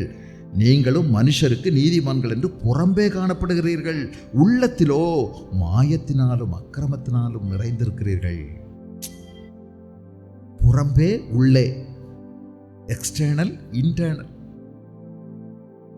Exterior interior. ரொம்ப அலங்கோலமாக இருக்கும் நாம உள்ளத்துக்குள்ள. யாரும் பார்க்காத நேரத்தில் நம்ம ஆள் யார் தெரியுமா? நம்ம வேற. ஆனால் எல்லாரும் பார்க்கும்போது நம்ம இருக்கிற பக்குவமே வேற. மாற்றங்கள் வேண்டும். மாய்மாலத்தை விடு. இல்லைன்னா வேத வசனத்தின் மேலே உனக்கு ஆர்வமே வராது. நீ வளரவே முடியாது. உனக்கு வாஞ்சையே உருவாகாது. 4வது இன்னொரு விஷயத்தை விடணுமாமே, பொறாமை. பொறாமை யார்கிட்டயவே இல்லைல்ல? இது அப்படித்தானே? என்கிட்டலாம் எனக்கெல்லாம் பொறாமையே இல்லை அப்படின்னு சொல்கிற உன்கிட்ட தான் எக்கச்சக்கமாக இருக்கும். இந்த பொய் சொல்கிறவங்க எல்லாருமே நிறைய இருக்கிறதுனால தான் இல்லைன்னு மறுக்கிறாங்க. நல்லா கவனிங்க, அங்கே எழுதியிருக்குது பொறாமை. பொறாமை, ஓ, இது நம்மகிட்ட நிறைய இருக்கு. என்வி இங்கிலீஷில் எழுதியிருக்கு. இயேசு கிறிஸ்துவ பொறாமையினால தான் சிலுவையில் அடித்தாங்கன்னு போட்டிருக்குது. இந்த பொறாமை மனுஷருடைய மாம்சத்தின் கிரியைகள் வெளியரங்கமாக இருக்கின்றன. அவையாவன வேசித்தனம், விபச்சாரம், அசுத்தம், காம விகாரம், வன்கண், தூஷணம், பொய், பொறாமை, பித்தலாட்டம், எல்லா வம்பு, வழக்கு, கெட்ட வார்த்தை, பொறாமை. எல்லா மனுஷனுக்குள்ளேயும் பொறாமை இருக்குது. சின்ன குழந்தைகளுக்கே பொறாமையாக இருக்குது இல்லை? எல்லாருக்கும் நமக்குள்ளே இருக்கக்கூடிய எல்லாரையும் பிடிச்சிருக்கக்கூடிய ஒரு பாவம் இது. எதுவும் இல்லைன்னு சொல்லாதீங்க. நமக்குள்ள ஒரு பொறாமை இருக்கு. என்ன பொறாமை? மற்றவங்க கொஞ்சம் உயர்வாக இருந்தாங்கன்னா நமக்கு அதை பார்க்கும்போது பொறாமையாக இருக்குது. எனக்கு ஒரு ஆசை, எனக்கு அதுக்கு மேலே நான் இருக்கணும்னு ஆசையினால தான் அந்த பொறாமை வருது. ஒருத்தர் கார் வாங்கிட்டாங்க, அப்படியே அவ்வளோதான் ஏங்கி தவிச்சு, இப்படி போகிறாங்களே, இப்படி வாங்கிட்டாங்களே. நம்ம வீட்லேயும் என்னென்னா பட்டு பார்த்தோம். இந்த ஆளும் அதே மாதிரி தான் வேலை செய்கிறாரு. அவன் வாங்கிட்டான். நீ எல்லாம் மனுஷனாயா? நீ மனுஷன் பாரு, அவன் வாங்கிட்டான். அப்போ உடனே வாங்கு. அப்போ என்ன செய்யணும்? உடனே போய் ₹1 கொடுத்தா கார் கிடைக்கும்னு சொல்கிறாங்க. அந்த நேரம் பார்த்து பாரு, நமக்கு யோகம். ₹1 கொண்டு வந்து கொடுங்க, காரை வாங்கிக்கிடுங்க. உடனே ₹1 கொண்டு போய் கொடுத்த காரை வாங்கி வீட்டில் நிப்பாட்டிக்கிறது. அப்புறம் 4 மாதத்தில் வந்து தூக்கிட்டு போயிடுவாங்க. என்னங்க பொறாமை? நல்லா ட்ரெஸ் பண்ணால் நமக்கு பொறாமை, அவங்க முன்னேறினா பொறாமை, அவங்களுக்கு நல்ல வேலை கிடச்சதுன்னா பொறாமை, பிள்ளை படிச்சுட்டா பொறாமை, கொஞ்சம் பார்க்க லுக்காக இருந்தால் பொறாமை, எல்லாத்துக்கும் பொறாமை. எனக்கு இல்லை, அவங்களுக்கு கிடைச்சது எனக்கு கிடைக்காம போயிடுச்சே, அது எனக்கு பொறாமை. என்னைக்கு இதெல்லாம் தீரும் இந்த பொறாமை? உங்களுக்கு தெரியுமா? இந்த பொறாமை வந்து ஒரு பெரிய கேன்சர் வியாதின்னு எழுதியிருக்கு பைபிளில். எங்கெங்க போட்டிருக்கு? சும்மா சொல்கிறீங்க இல்லை, நிஜமாக சொல்கிறேன். பாருங்களேன், நீதிமொழிகளின் புஸ்தகம் 14வது அதிகாரம், நீதிமொழிகள் 14, நீதிமொழிகள் 14:30. சொஸ்தமனம் உடலுக்கு ஜீவன், பொறாமையோ எலும்புருக்கி. சொஸ்தமனம் உடலுக்கு ஜீவன், பொறாமையோ எலும்புருக்கி. நம்ம நிறைய பேர் மேல விசுவாசிகளே பொறாமைப்படுவோம். அதனால ஆண்டவர் சொல்றாரு, பொல்லாதவர்கள் மேல் எரிச்சல் அடையாதே, நியாயக்கேடு செய்கிறவர்கள் மேல் பொறாமை கொள்ளாதே. பல இடங்கள்ல இந்த வார்த்தை வருது. நீதிமொழிகள் 24:19, நீதிமொழிகள் 24:19, பொல்லாதவர்களை குறித்து எரிச்சலாகாதே, துன்மார்க்கர் மேல் பொறாமை கொள்ளாதே. பொறாமை. அடுத்து இன்னொரு விஷயத்தை விடணும், புறங்கூறுதல்.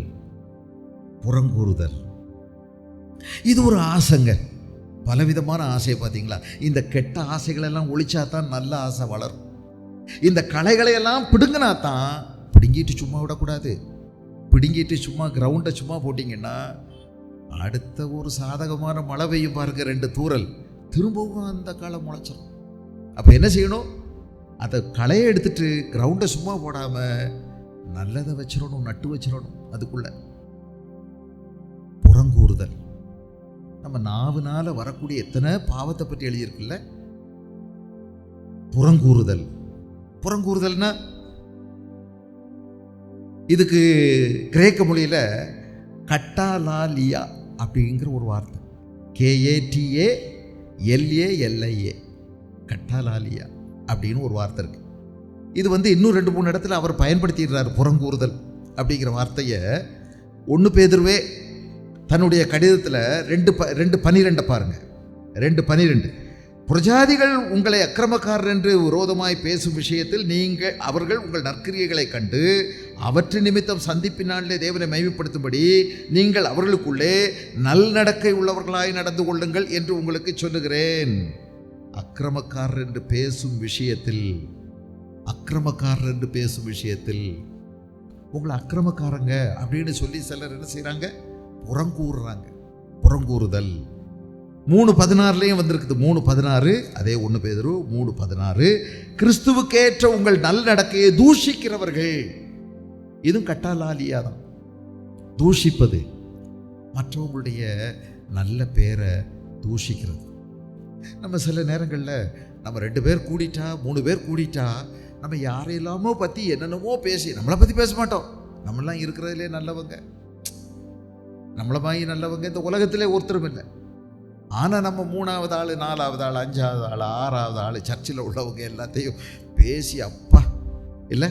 இன்னைக்கு மத்தியானம் போய் சாப்பிட உட்காரும்போது குடும்பமாக உட்கார்ந்தோம்னா என்ன பேசுவோம்? அவங்க, அவரு, இவங்க எல்லாம் பேசி அப்படியே அவங்கெல்லாம் உட்காந்து தூங்கிட்டே இருக்கிறாங்க. எப்போ பாரு தூங்கிட்டே இருக்கிறாங்க. ஆனால் இவர் கேட்கவே செவிட்டு உரிய மாதிரி இவர் இருப்பார் வரும்போல. அதை பற்றி அவருக்கு கவலையே இல்லை. தூங்கின ஒருத்தரை பார்த்துட்டார், இன்னொருத்தரை பார்த்துட்டாங்க, முக்காடு போடல அந்த அம்மா. இதை பேசுறது, ஆஹா முக்காடு போடல. இன்னொருத்தரை பார்த்து எப்போ பார்த்தாலும் அந்த குழந்தைய தூக்கிட்டு வெளியவே போயிட்டு வாழ்ந்துக்கிட்டே இருந்தாங்க. நம்ம என்னென்னமோ பேசும்போது நம்ம கொஞ்சம் யோசிச்சோமா? நம்ம நிறைய பேரை விமர்சனம் பண்ணுறோம், வாயினால நிறைய தூஷிக்கிறோம். யாரையும் தூஷிக்காதேன்னு சொல்லியிருக்குது. யாரையும் சபிக்காத. அதிகாரியாக இருந்தால் கூட அவனையும் தூஷிக்காத. தேவன் தான் ஏற்படுத்தி வச்சிருக்கிறாரு. அவன் செய்கிறதெல்லாம் கெட்டதான் செய்கிறான், ஆனால் தூஷிக்காத. அதெல்லாம் எடுத்துகிட்டு போயிடும். ஏதோ ஒரு பறவை, ரெக்கைகள் உள்ள பறவை கொண்டு போயிடும், உன் மேலே குற்றம் சுமரும். அதெல்லாம் தூஷிக்காத. யாரையும் விமர்சிக்காதீங்க. எல்லாரும் என்னை விட நல்லவங்க, என்னை விட மேன்மையானவங்க. நம்ம யாரையாவது நம்மளை விமர்சிக்கிறத நம்ம விரும்புவோமா? நான் விரும்புவேனா? என்னை யாராவது தூஷிக்கிறாங்க, விமர்சிக்கிறாங்க, உடனே அழுக வந்துடும். அழுக ஐயோ, ஆண்டவர்கிட்ட பெரிய பாடு. ஆண்டவரை கட்டாயமாக படுத்தி, ஆண்டவர் நான் பார்த்து கொள்ளுகிறேன் அப்படின்னு சொல்கிற வரைக்கும் நம்ம அழுறது. ஆண்டவர் சொல்லிட்டார், இப்போ பார்த்து கொள்கிறேன். 2 கண்ணை நாளைக்கே பிடுங்க போகிறார். என்ன நமக்கு இது? நமக்கு இப்படி இருக்குதே. மற்றவங்களை நம்ம விமர்சிக்கலாமா? தரம் தாழ்த்தி பேசலாமா? அவங்க நற்குணங்களை கெடுத்து பேசலாமா? அவங்க செஞ்சதை நம்ம வேறொரு அர்த்தத்துக்கு கொண்டு போகலாமா? நம்ம வேற கலர் பூசி விடலாமா அவங்க நோக்கங்களை? யோசிச்சு பாருங்க. அதுதாங்க எழுதியிருக்குது. இதை விடு, புறங்கூறுதலை விடு. ஒருவரையும் தாழ்த்தி கட்டாத, தாழ்த்தி பேசாத. என்னை விட மற்றவங்களை கனம் பண்ணுவர்களா பாருங்க. ஒருவர் கனம் பண்ணுங்க. ஒருவர் தங்களில் மேன்மையானவர்களாக எண்ணுங்க. படிப்பை வச்சில்ல, ஜாதி அடிப்படையில் இல்லை, ஆள் பலம், வாட்டசாட்டம், சொத்து, தோட்டம், காரு, பின்னணியும் அதை வச்சு இல்லைங்க. கிறிஸ்து இயேசுவுடைய கிருபையை பாருங்க. கிறிஸ்து இயேசுவுடைய கிருபையினால என்னையே அவர் ரட்சித்துட்டாரே. என்னை விட அவங்க நல்லவங்க. நான் செய்யாததா? இவ்வளவு கேடுகட்ட என்ன ரட்சித்திருக்கிறாரே, நான் கேடுகட்டவேன். அவங்க என்னை விட பரவாயில்ல. கிருபையின் அடிப்படையில் பாருங்க, அவங்க என்னை விட உயர்ந்தவங்க. என்ன விட உயர்ந்தவங்க? நான் செஞ்சது நிறைய செஞ்சிருக்கிறேன், ஆனால் என்னை விட அவங்க உயர்ந்தவங்க. நான் எத்தனையோ தடவை தேவனை மறுதளிச்சிருக்கிறேங்க. எனக்கு வேண்டாம் இயேசுநாதர், வேண்டாம். ஒரு நாள் ஒரு தீர்மானம் எடுத்தேன், இனிமேல் இயேசுவே வேண்டாம் எனக்கு அப்படின்னு சொல்லி விட்டுட்டேன். நான் எந்த கூட்டத்துக்கு போனாலும் இனி நான் கை தூக்கக்கூடாது, இயேசு வேணும்னே எழுப்பக்கூடாது, வேண்டாம். ஆனால் ஒரு நாள் இயேசு என்னை தொட்டார். நான் நினைக்கிறேன், ஐயோ நான் இப்படி அவரை வேண்டாம் வேண்டாம் வேண்டாம் வேண்டான்னு ஒதுங்கி ஒதுங்கி போனேன். என்ன கூப்பிட்டுட்டாரு. நீங்கள் அப்படி போகல, என்னை விட நீங்கள் நல்லவங்க, மேன்மையானவங்க. என்ன போய் ஏன் தெரிஞ்சுட்டாரு? ஒன்றுமே இல்லையே என்கிட்ட. எனக்கு இன்னைக்கும் தெரியும், ஸ்டாலின் இப்போ சொன்னார், உங்களை தேசிய அளவில் தலைவராக்கணும் அப்படின்னு விரும்புகிறாங்க. இந்தியா கூட்டணின்னு ஒன்று இருக்குது, அதுக்கு நீங்கள் தான் தலைமை ஏற்கணும்னு. அந்த மனுஷன் உலக மனுஷனாகவே இருக்கிறாருன்னு வச்சுக்கிடுங்க. ஆனால் ஒரு நல்ல வார்த்தை சொன்னார் தெரியுமா? என்ன தெரியுமா? ஏன் உயரம் எனக்கு தெரியும்னார். உடனே விழுந்து அடிச்சு போடியா என் கழுத்தில் மாலை அப்படின்னு கேட்கல, ஏன் உயரம் எனக்கு தெரியும். நம்ம எத்தனை தடவை இதெல்லாம் மறந்துடுறோம்ல. எனக்கு தெரியுமா நான் யாருன்னு? நிறைய தடவை நம்ம மறந்துடுறோம், நம்ம யாருன்னு தெரிகிறதே இல்லை. ஓ, கிருபை என்னை உயர்த்தியதே, உடைய காருண்யம் என்னை பெரியவனாக்கியது. பாட்டு பாடுறோம், குனிந்து தூக்கு நீரே என்னை பெரிய ஆளாக்கு நீரே, உமது காருண்யத்தினால். உணர்ந்தான் பாடுறோமா? அவனுடைய கிருபை என்னை தேடி வரலன்னா நான் எவ்வளோ பெரிய மோசமானவன், இருக்கிறதுலே மகா கொடியவன், நான் மோசமானவன். எனக்கு இன்னைக்கும் தெரியும், ஆண்டவர் மட்டும் என் வாழ்க்கையில் குறுக்கிடலைன்னு வச்சுக்கிடுங்க, நான் நம்பர் 1 கேடியாக இருந்திருப்பேன், எல்லாருக்கும் எதிரியாக இருந்திருப்பேன். எத்தனையோ நாளைக்கு முன்னாடி என்னை வெட்டி கொண்டிருப்பாங்க. எனக்குள்ள அவ்வளவு பேய்த்தனை எனக்குள்ள இருக்குது, மிருக குணம் எனக்குள்ள இருக்கு. நான் கொடிய மிருகமாக வாழ்ந்திருப்பேன். இயேசு என் வாழ்வில் குறுக்கிட்டார். ஏன் மற்றவங்களை நம்ம அற்பமாக நினைக்கணும்? உயர்வா எண்ணுங்க. வேதம் தான் சொல்லுது, மற்றவர்களை உங்களிலும் மேன்மையாக எண்ணுங்கள், உயர்வா எண்ணுங்க. இயேசு ராஜா என்னை இவ்வளோ அழகாக உயர்த்தி வச்சிருக்கும் போது அவருடைய கிருபையினால, நான் பெற்ற கிருபையினால மற்றவங்களும் கிருபையின் அடிப்படையில் பார்ப்போம், அவங்களும் என்னை விட உயர்ந்தவங்க, நல்லவங்க, மேன்மையானவங்க. ஒழிக்க வேண்டிய நிறைய விஷயங்கள் இருக்கு, கெட்ட ஆசைகள். என்ன பெரிய ஆளாக்கணும், மற்றவங்களை தாழ்த்தி கட்டணும், இதை விட்டுருவோம், உயர்த்துவோம். ஆண்டவர் நம்மளை ஆசீர்வதிப்பார்.